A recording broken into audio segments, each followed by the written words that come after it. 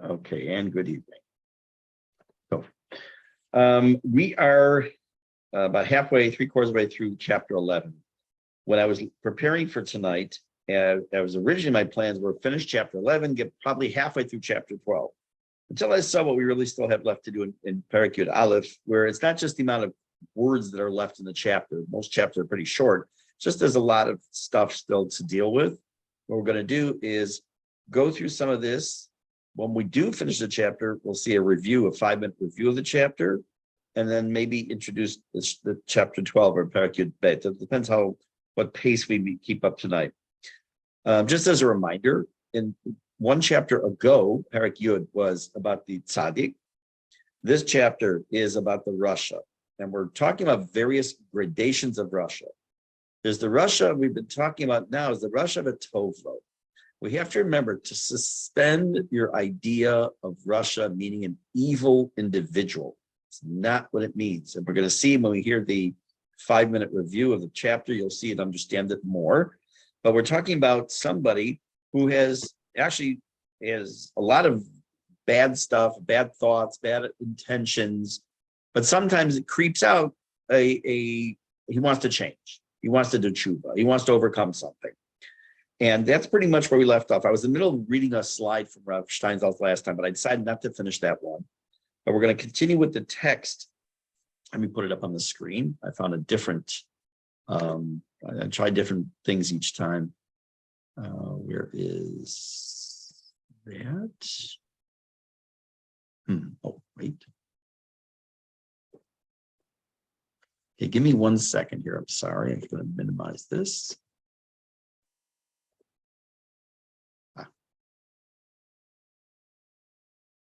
Okay, now let me try sharing.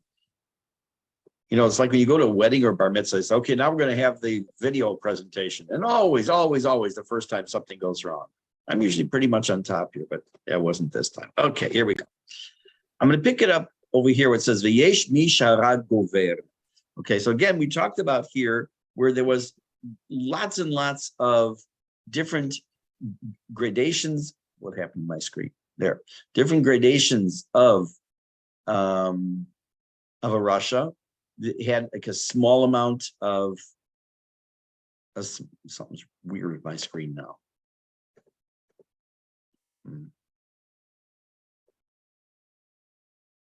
I don't know. Okay, sorry. Technical difficulties. I'll have to fire my entire staff again. Different variations or percentages, smaller percentages, larger percentages of the good that might be in this Rasha. And just like we saw that there's the tzaddik virala, which had tens of thousands of possible levels, so too when it comes to Rasha v'tovlo. And we saw about like a small percentage of good that was in the person.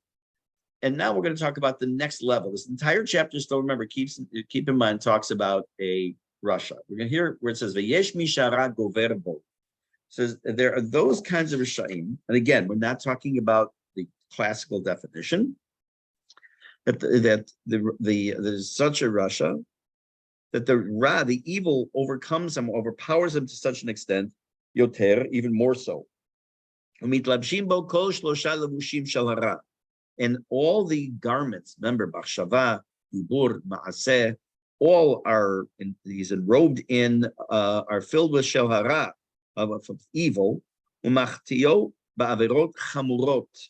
Before we talked about, he had bad thoughts, he had bad intentions, he thought about doing something he shouldn't do. Now we're talking, and with something even minor.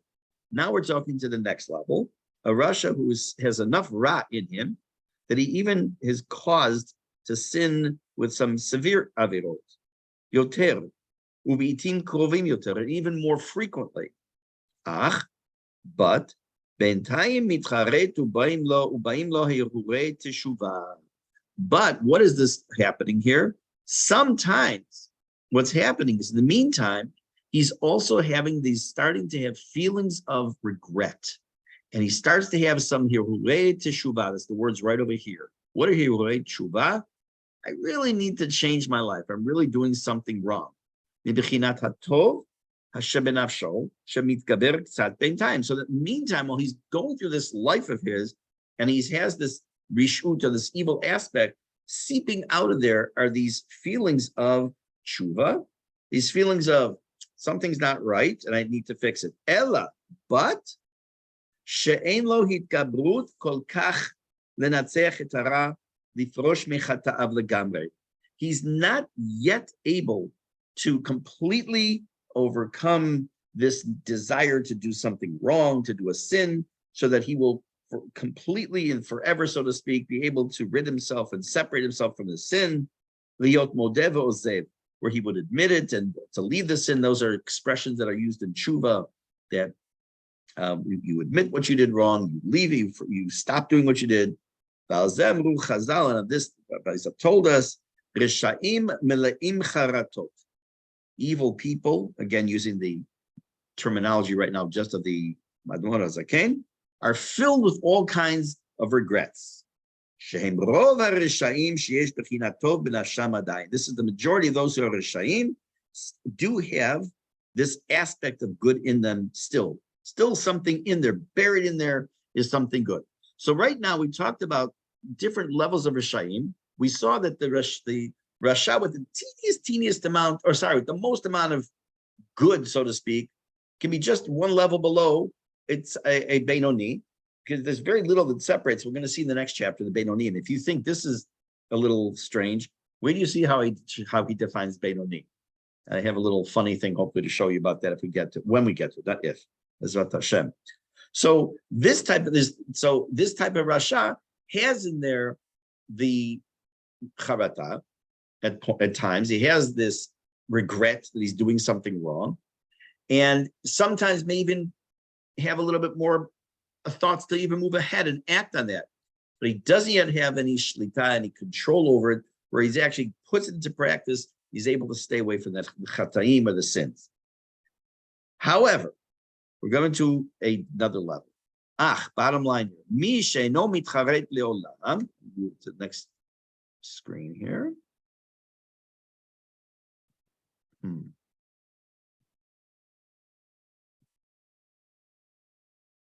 Just a second.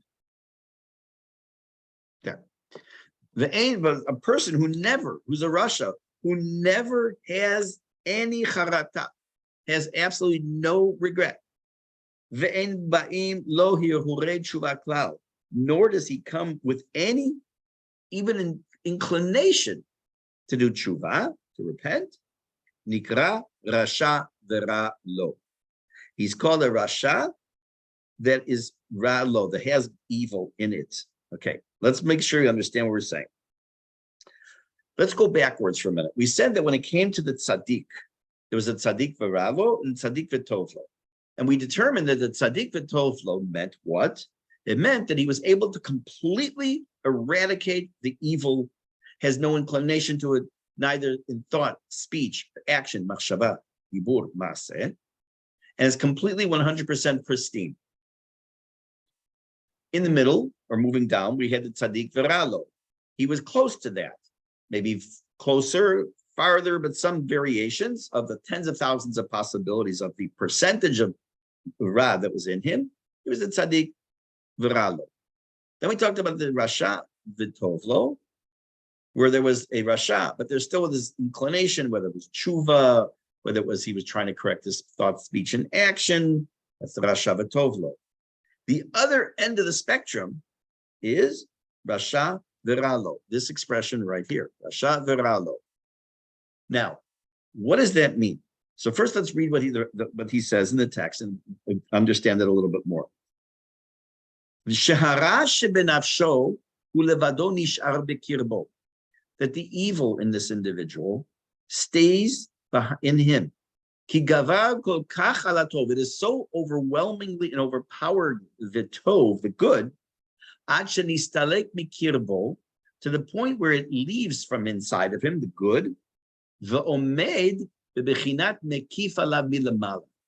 remains kind of like hovering or waiting in the wings kind of idea.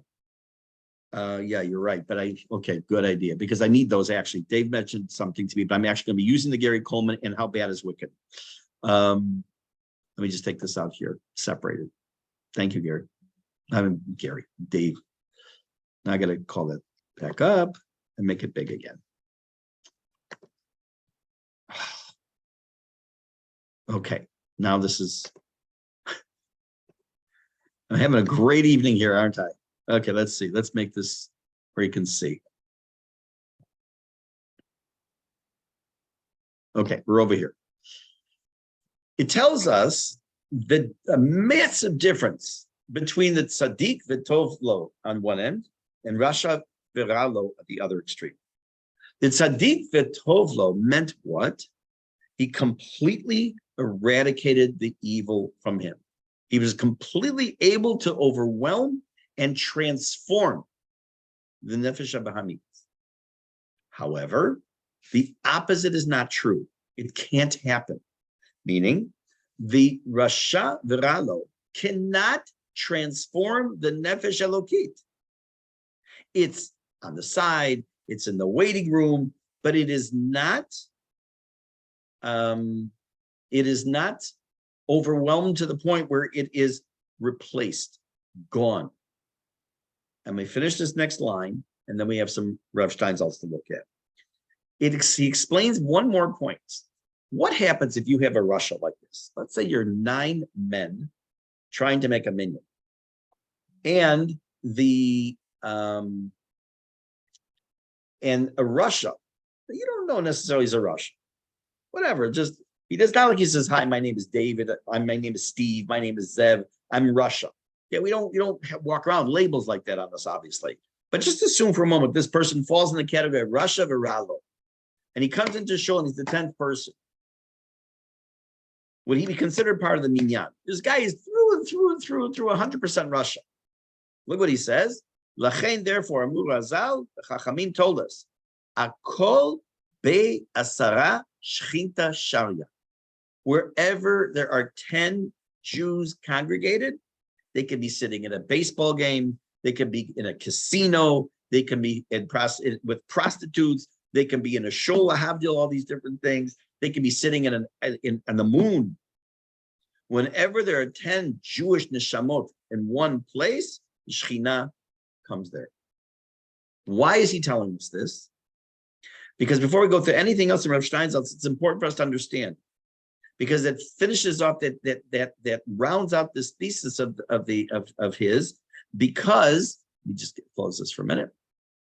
He just told us that the rasha v'ra lo, it's not like his neshama elokit is gone. It can't happen. It's there. It's somewhere in the wings. It's somewhere hovering over him, so to speak. So therefore, when you have 10 nefesh elokit in one place, you have a minyan. Not just a minyan, you have a place that the Shekhinah comes to. They could be the 10 worst people, the vagrants. They could be bums. They could be great people. It could be a mix. Shekhinah's present.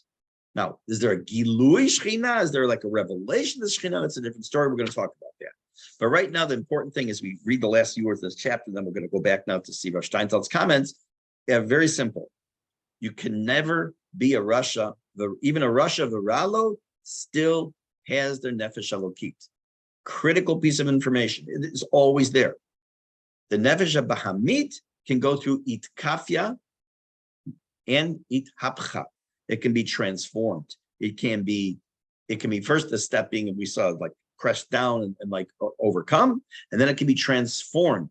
That's the tzaddik v'tov lo. But the rasha can never do in ithapcha, can never transform the nefesh elokit to be nefesh habahamit also. It can't have two nefesh habahamit. It can only be a nefesh habahamit and nefesh elokit. And it's even there, it's like in suspended animation, but it's there. Let's take a look now.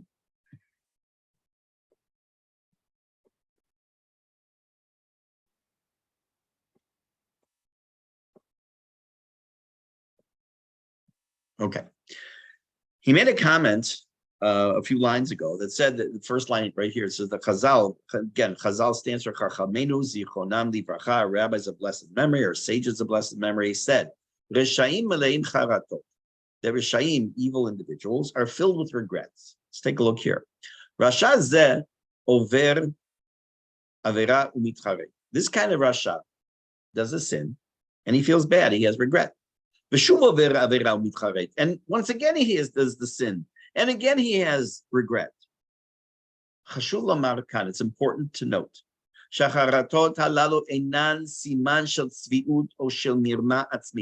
This is not being, not two-faced. What's the word? If I say to you, don't smoke, and I'm sitting here smoking, it's called being, what's the word? Not two-faced. Someone help me out here. It's a regular English word. I can't remember. Hypocritical. Thank you.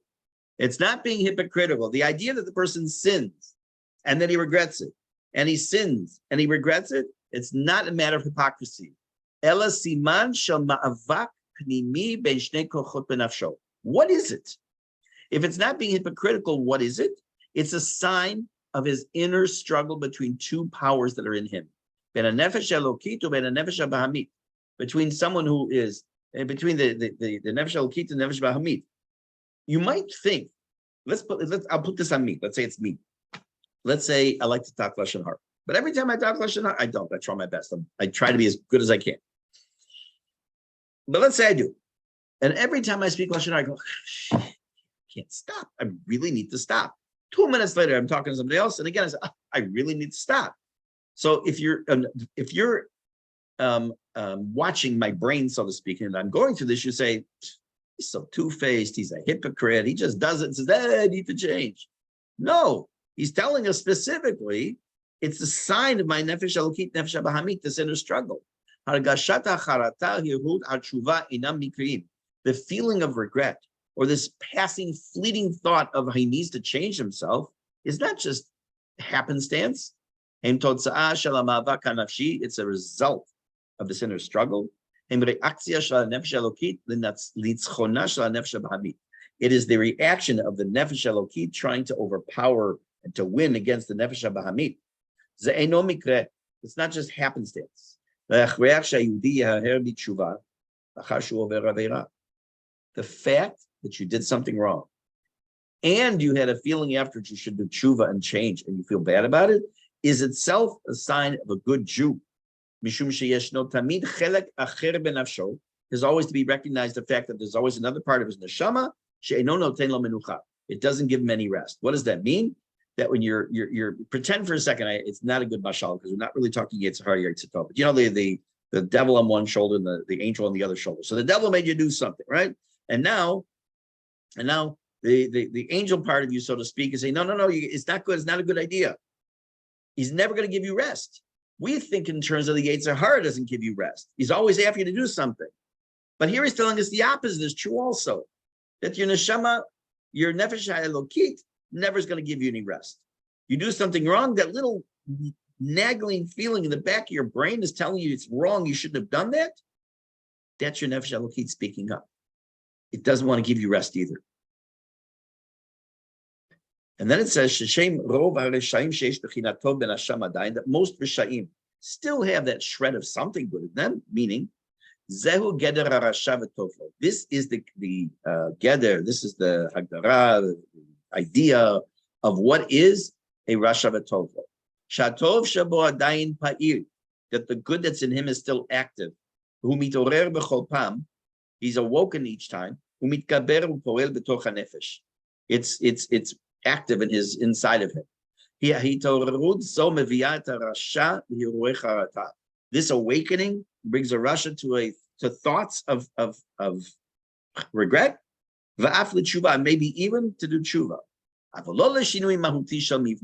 But it doesn't take him to the point of actually making substantial changes to the essence of this framework of his life. So let's understand this last point. Let's go back to me speaking lashon hara example. On the one hand, if I have these thoughts of really that, I'm sorry I did that, that's good. That's my nefesh elokit trying to push the nefesh bahamit out of the way, maybe even make you think about do tshuva. But I'm not strong enough. And my nefesh elokit at this point is not strong enough. And the raw part is so powerful, it doesn't make me take steps to say, you know what? Mr. Joe Schmo is somebody I always talk about. I always talk about him with him. I'm going to stop talking to the guy. It doesn't work. I can't do it because that it doesn't allow me to get to that far. Let me just see. Okay. Now, let's go to the next one here. This is the slide that I want to spend a couple minutes on, not just because it's big, but because it's really cool. This slide, let me just see. I have it in my book. There's this one, and there's a couple more that we have to look at on this particular chapter. We got to the point where it said at the end that there's this Rasha Viralo, such a Rasha, such an evil inclination from the perspective of that there's not even a shred of good that it even thinks into his mind, I shouldn't do this, I shouldn't do that, maybe I should do nothing at all.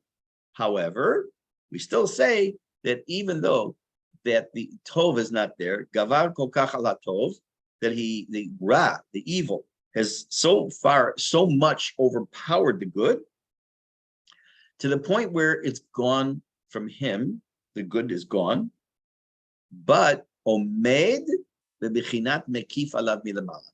It's still standing in the wings. That's how I'm translating it. Now let's take a look what he says. In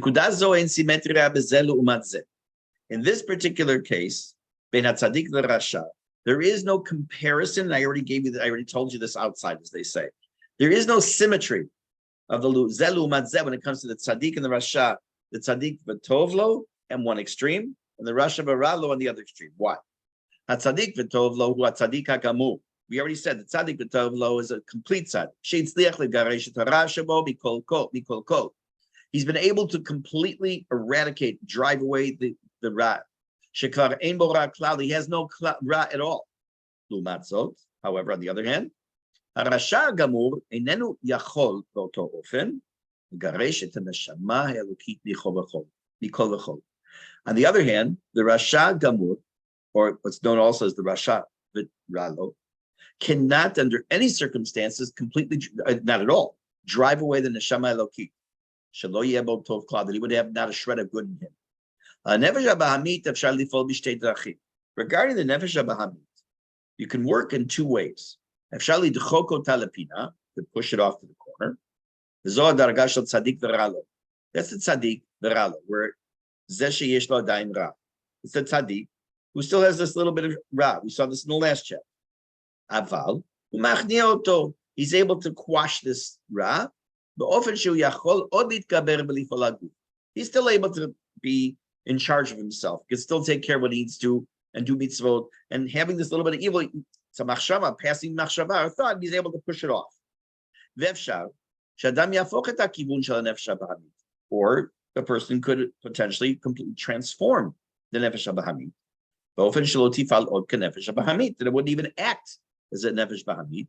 It becomes a nefesh elokit. And we saw this last chapter. That's the tzaddik gamur. She'ein bo yoter ra. There's no more evil in him. Shara shebo hafach l'tov. That's, we saw the last chapter. This chapter, he's trying to clarify.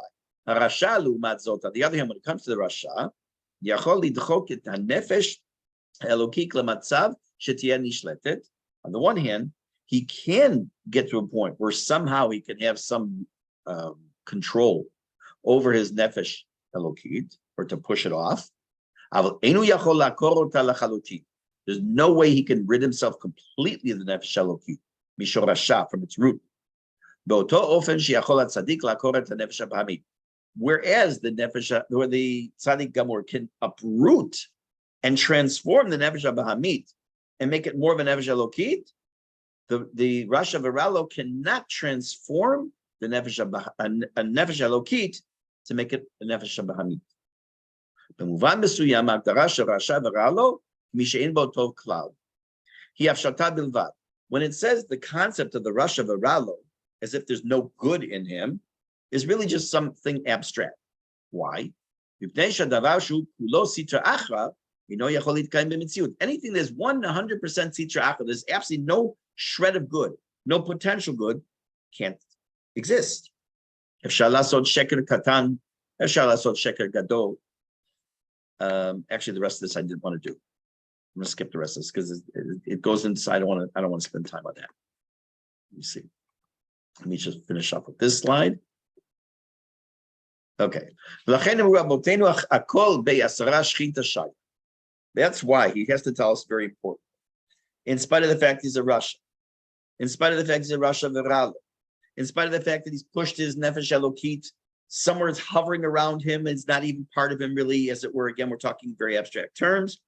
Nevertheless, he's still a Jew with a Jewish neshama, and that neshama counts for something. What does that mean?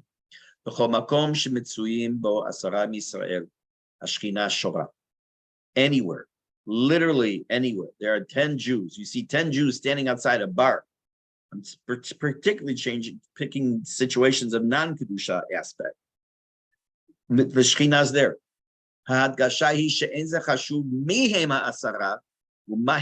The point being, it's not important for the Shekhinah, so to speak, for the Shekhinah's presence as to who these 10 people are, or even what they're doing. Whether they're tzaddikim, perfect tzaddikim, or they're not tzaddikim at all. Because even 10 Rishayim Gemurim, complete Rishayim, who are Jewish, it's impossible the Shekhinah will not come to the place where there are 10 Jewish neshamot standing together. Parentheses. Okay, forget that. Skip the parentheses. These 10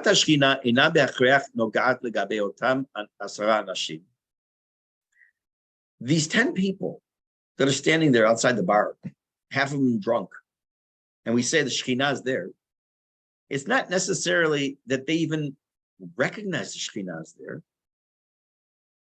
And by the way, I put here, I circle this. The Rebbe, the Admor Zaken, makes a distinction in Igeret HaKodesh between Hashra'at HaShekhinah and Gilui HaShekhinah. Hashra'at HaShekhinah means Shekhinah is there. Wait a minute, Shekhinah is everywhere. It means there's a more powerful concentration of Shekhinah right there, but there is no Gilui Shekhinah. There is no revelation of the Shekhinah, which is why it's very possible these 10 people hanging outside the bar with half of them drunk, even though there is a Hashra'at Shekhinah. There's a presence of Shekhinah because of the fact they have a Nefesh Elokit, but there's no Gilui Shekhinah. There's no revelation. Shimkein ein l'sha'eret ha'kedusha shaya zocher la kol mi sheyoshev b'teatron or bebet cafe, which is why it's possible that people can be sitting in a theater, in a bet cafe, without even understanding and realizing the kedusha that's right there amongst them. They'd be sitting in a theater. Go to any theater, go to Cinema City. The chance that you're sitting there with 9 other Jews is very high. Not talking Corona time. And therefore, there's Hashra'at Shekhinah in the theater, in the Bet Cafe, in the club, wherever it is, but it's not necessarily recognizable to the people, but it's there. HaKedusha b'vadai shora. The Kedusha definitely is there. K'divrei Chazal. Aval kedei she'adam yikabel ota b'tocho. But in order for the person to be a vessel, so to speak, to accept and to recognize and to deal with that divine presence, he has to be prepared for it. He has to be ready for it. To be a vessel. This is where we see the biggest difference between the tzaddik and the rasha. Kamahu muchan. How much is a person ready for the Shekhinah, for the divine presence? Kamahu patuach. How much is he open for this idea for the Shekhinah to come to him? The Kabbalah Kedusha, to receive and to accept that Kedusha. This is a very famous line. I've actually heard the name of the Kotzker Rebbe most of the time, but he says it's in the name of the Chidush Harim. Sheshalat HaChasidim. Eifo nimtza kadosh baruch hu. He was asked, where is God found? Amrulo, they said to him, Mazot omeret b'chol makom. What do you mean? He's found everywhere. Alahem lo. He says, no. HaKadosh baruch hu nimtza b'chol makom shenotnim lo leikanes. God is only found where you let him enter. Now, yes, it is axiomatic to say Hashem is everywhere, because whereas Hashem is not present, there wouldn't be any existence. But we're talking about in an abstract way. We're talking about more of a concentration, so to speak, of Hashem's Shekhinah, His divine presence. But what does this mean? Now, Hashem is there, but you have to be a vessel. You have to be accepted. You have to. What does this all mean? Let's assume that you are. I don't say you. It's a guy in Hara. A person finds himself in a situation. He's in a community, in a desert community, where there's hardly any rain, very dry, and the one big stockpile, so to speak, of water that they had, somehow something happened to it, and they have no water. And now some relief agency pulls up with a big container with a big spout, starts to open the spout for people to come and take and fill their jugs with water. But no one has a jug.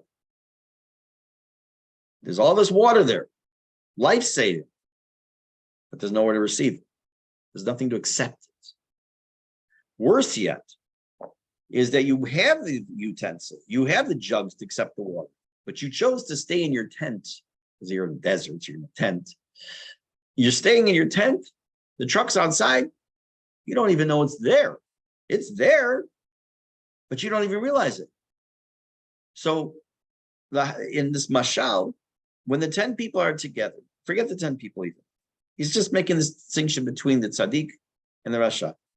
The tzaddik needs to have, or does have, this constant awareness of Hashem's presence, always willing to have Hashem's kedusha bestowed upon him. The other extreme is the rasha, the ralo. He's like a sealed book. It's there. The Shekhinah, the divine presence, is there. But is it having any impact on? I don't know about you, but I've never sat. First, I don't go to the theater very much, hardly at all. I think I've probably seen 3 movies since we've made Aliyah. But assuming, I doubt you've ever been in a theater here in Israel, and someone stands up and says, "Whoa, look at all the kedusha here. Look at this Shekhinah, unbelievable."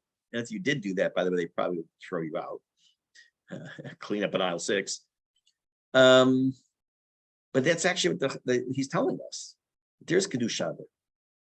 So whereas there's going to be a chapter he's going to talk about judging other people. He's going to talk about how we can be very judgmental and how we shouldn't be, and why we shouldn't be, and how destructive it is. But it's very common for people to look at a class, look at a group, look at a gathering, and say, and look, I'm not saying they're doing something right, all these people necessarily. That's how they're going out and get rip-roaring drunk and staying up to 2 a.m. at the clubs and all the dancing they're doing. And I'm sure there's kosher venues, and I'm not talking about that. Just doing something that maybe is not the most appropriate thing to be doing in action. And we say, they're terrible people. How could they do such a thing? Don't they know any better?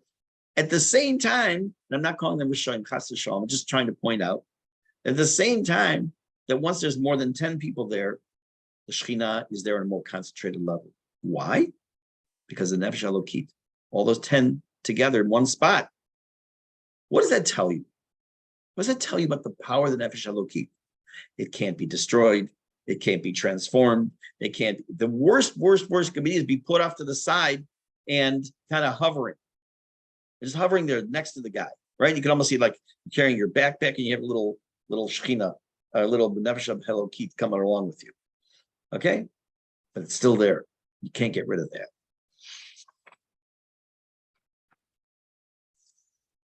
Okay, what I want to do is I want to show you a brief video. It's a little bit less than 5 minutes, I think. And it'll be a bit of a summary of Perek Yud Aleph, and then I'm going to give you an introduction to Yud Bet. And that's probably where we'll stop. Let me just pull this up on the screen.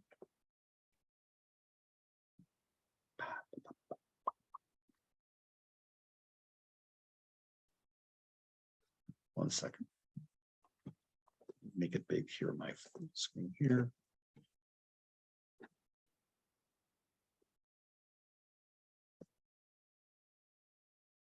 Share. And we've heard from him before. We like him. Welcome back to Tanya in 5. Today we study chapter 11. Having established in chapter 9 the struggle between the desires of the godly soul and the mind to attach the entirety of the man's experience to God, and the animal soul beginning in the heart, who desires for the entirety of the human experience to be self-motivated. And in chapter 10, we explained and explored this very rare level of success in which the person becomes a tzaddik, one whose very urges and desires themselves are naturally motivated to serve God. And we explained two subtle levels within that. One whose love is that of delighting in and basking in the glory of God, and the other one whose love is like a burning flame that wants to get closer to God. Now in chapter 11, the Alter Rebbe discusses the Rasha, the wicked one. And here too, there are two levels. But first, it's important to understand that the word wicked in Tanya, the word Rasha, does not mean, as we would commonly think of, a despicable, despised man. But rather, a Rasha means simply one whose animal soul is capable of causing him to act, to speak, or to think in some way that is sinful and forbidden by Torah law. That's the definition of a Rasha. And therefore there are two levels. One who 99.9% of his thought, speech, and action is only for God. And once a year, he is capable of thinking something that is forbidden by Torah law. Not that he's thinking to do something that's forbidden by Torah law, but somehow the thought itself is forbidden by Torah law. Then that moment, that fact that he is capable of thinking something that is a sin, renders him wicked, a Rasha, because his animal soul is strong enough to be able to convince him to think, speak, or do something that is not in accord with Torah and God's instruction. You have somebody else who 99% of their behaviors is sinful. But every now and again, after they sin, they look at themselves and say, maybe I should change my ways. Maybe I should stop sinning so much. And then they go back to sinning. But by the fact that they had that thought, maybe I should serve God, maybe I should stop sinning, that means their godly soul is active enough to bring a conscious thought, maybe I should serve God. And therefore, both of these people are in the same category of a wicked who is not completely wicked, a Rasha who is not a complete Rasha. Because both of these people have the capacity for their godly soul to affect their thought, speech, and action, and the animal soul to affect their thought, speech, and action. For one person, it's 99% godly and only 1% animal soul, and for the other person, it's 99% animal soul and 1% godly. But both of them are in the same category of Rasha, yes, but incomplete Rasha, because their godly soul is still consciously active in their thought, speech, and action. Then you have another level of wicked, the complete wicked, the Rasha Gomor, the complete wicked man, who even the thought, maybe I should change my ways, never occurs to this person. This person is so far gone that they never have a conscious thought, maybe I should get better, maybe I should start to serve God. And then the Alter Rebbe concludes the chapter as follows. Even this person, who is so far gone that they never have a conscious thought, maybe I should change my ways, even that person remains a Jew. And in their subconscious, the godly soul is still there. The takeaway from all of this is two things. Number one, remember, even the smallest sin, which might seem insignificant, nonetheless renders me a wicked person, a Rasha, because I'm willfully engaging in something that God says not to, whether in thought, speech, or action. On the other hand, I'm to remember that as far gone as I might have gone, to the point where I don't even have a conscious thought for God, I still remain a Jew. Looking forward to seeing you when we conclude chapter 12. Okay. I want to stress something that he said at the beginning. under no circumstances should you walk away from tonight thinking that the word Russia in this concept, in this context, means an evil person. Because if you walk away with that takeaway, you're saying that the first time you did something wrong today, or the second time you did something wrong today, you're Russia. Period. Maybe Russia but Tovlo, Russia, but I'm a Russia. That's not the point. It's not at all. What I want to do is just spend 1 minute on presenting what the next chapter is going to be about. Because it's going to start taking us a little bit of a journey. We started talking in chapter 10 about the tzaddik, chapter 11, the Rasha, which leaves us with the main focus of this book is the Benoni. And you might be thinking, oh, wait a minute, where's the Benoni even fit in here? You just said that if I even have one thought, that's 99% of the way he was placing it up, all good. One thought, you're the Rasha, and you're the tzaddik, if it's almost completely all good. And then, well, how in the world does the Benoni fit in? So I'm going to tell you a line. I'm going to read it to you. I'm not going to put it on the screen. That comes out a few lines into chapter 12. That's going to make you go like, what in the world is he talking about? Okay, so just listen to this for a minute. And this is the teaser for next week, Bezrat Hashem. He tells us what is a Benoni. And again, he has some words before this and some after. I'm taking this completely out of context. But even in context, it sounds incredible. He says, what's the Benoni? Lo avar avera miyamav. He never sinned, v'lo ya'avor leolam, and he never will sin. What in the world can he mean by that? And he says that you didn't, and you won't. So there's two obvious questions. How in the world can you say there's no such thing? David HaMelech says in Tehillim, there's no such thing as a person who doesnn't sin. So how can there ever be a Benoni? And second of all, let's assume for a moment there's such a person who never sinned. Well, Nagid, that you can say that. How can you say he's never going to sin again? There's no sure thing in the future. Absolutely not. And that's the Benoni. That sounds like a tzaddik to me. Why is that not a tzaddik? Even a tzaddik veralo. How is this a Benoni? So I told you at the beginning of this book, back in Hanukkah last year, right around Hanukkah. So we're coming up almost on a year of this. That you have to, and I've mentioned this many times, and I will continue to say this, you have to suspend your understanding and your translation of certain terms and concepts and words. Tzaddik, Benoni, Rasha, Tovlo, Ralo, all these are taking on different meanings. And these are the definitions of the Tanya. So obviously, there's not a chance that we should be taking this literally, that a Benoni, the average person, never did a sin and will never do a sin. It cannot mean the literal translation of those words. What does it mean? So I'll tell you in about 6 days and 23 hours from now, we're going to read Bezrat Hashem. If you have nothing else to do, you're welcome to come back on Zoom and join me, and we'll see what this actually means. In the meantime, have a wonderful day.